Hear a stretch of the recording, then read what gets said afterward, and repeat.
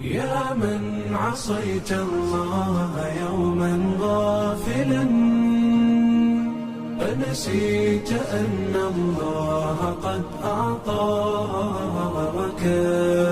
نعم عليك كثيرة لو صمتها لأطعت خالقك الذي رباك لأطعت خالقك الذي رباك بصر وسمع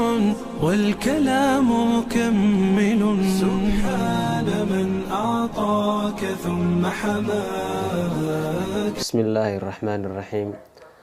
الحمد لله رب العالمين والعاقبة للمتقين ولا عدوان إلا على الظالمين،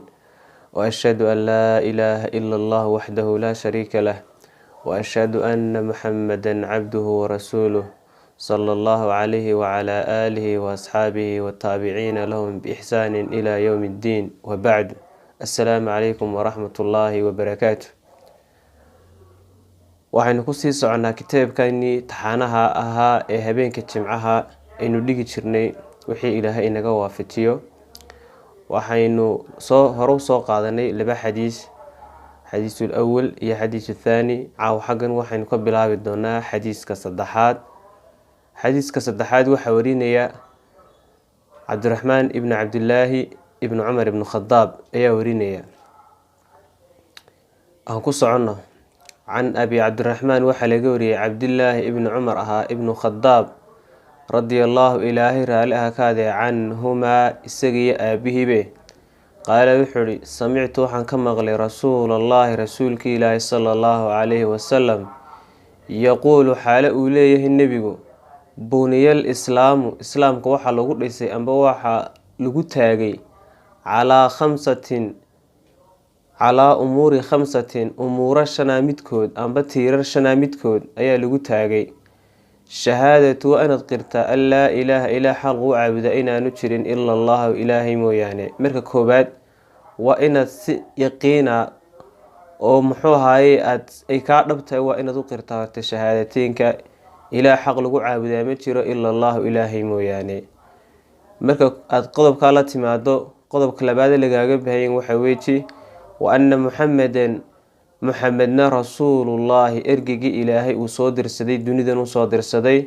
inuu yahay. wamaa arsalnaaka ilaa raxmatan lilcaalamiin. nebi maxamedna waa inaad isagana waa inaad rumayso oo aada raacdaa. qodobka saddexaad wa iqaami salaah salaadana waa inaad oogtaa oo salaadana waa inaad tukataa. waa rukniyada islaamka ka mid ah,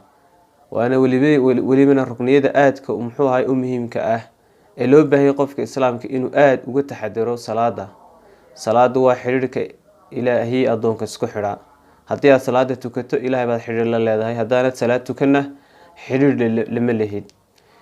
qodobka afraad wa iitaa zakaa zakadana waa inaad bixisaa. hadduu ilaahay xoolo ku siiyo waa inaad xoolaha uu ilaahay ku siiyey inaad wax ka bixiso. qodobka shanaad ee waxaa weeji waxajul beyti beytka ilaahay waa inaad soo xarmataa oo aad tagtaa haddii aad muxuu ahay awoodo oo aad muxuu ahay kharashkii xajka gudihiisa ku baxayay iyo muxuu ahay musaafirkii iyo wixii oo dhanba hadduu ilaahay ku siiyo waa inaad xajka tagta oo aad soo gudata waajibkaa ku saaran. wa sawmi ramadaana bisha ramadaan ee barakada badan leh waa inaad soonta. wuxuuna yihi calaa khamsati umuurin umuuro shanaa midkood ayaa lagaaga baahanyay muxuu ahaaye in islaamnimada in ay ku tiirsan tahay. shahaadatu inaad qirta an laa ilaaha ilaa xaq lagu caabuda inaanu jirin ila allahu ilaahay mooyaane. wa anna muxameda nebi maxamedna rasuulullahi rasuulka ilaahay waa inuu wa anna muxameda nebi maxamedna rasuulullahi rasuulka ilaahay inuu yahay waa inaad qirtaa. wa iqaami salaa salaada waa inaad ogtaa. wa iitaai zakaa zakadana waa inaad bixisaa. wa sawmi ramadaana wa xaji lbeyti beytka ilaahayna waa inaad soo xarmataa. wa sawmi ramadaana bisha ramadaana waa inaad soontaa. rawaahu lbukhaari wa muslim. xadiiskan waxaa wariyey bukhaari iyo muslim. aynu ku celino alxadiidu thalis xadiiska saddexaad. can abi cabdiraxmaan waxaa laga wariyey cabdilaahi ibni cumar ibnu khadaab ahaa رضي الله إلهي رأى كذا عنهم يسوي أبيه قال وحده سمعت عن كما قال رسول الله رسولك إلهي صلى الله عليه وسلم يقول حال أوليه بني الإسلام إسلام كحلو تري على 5 تيرر شنا شهادة أن قرت أن لا إله إلا حق لقو عابد إنا نجر إلا الله إلهي موياني وأن محمد النبي محمد رسول الله رسولك إلهي وإنه يهي وإقام الصلاة صلاة وإن دوقتا وإيتاء الزكاة زكاة وإن بحساه وحج البيت بيتك إلهي وإن سوق دتوسو حجته وصوم رمضان بشهر رمضان إبركي سنة وإن صونتا رواه البخاري ومسلم حديث كان وحاسكو وافقي بخاري إيا مسلم. الحديث الرابع حديث أفراد عن أبي عبد الرحمن وحل قوري عبد الله بن مسعود رضي الله عنه إلهي رأى كهذا قال وحول حدثنا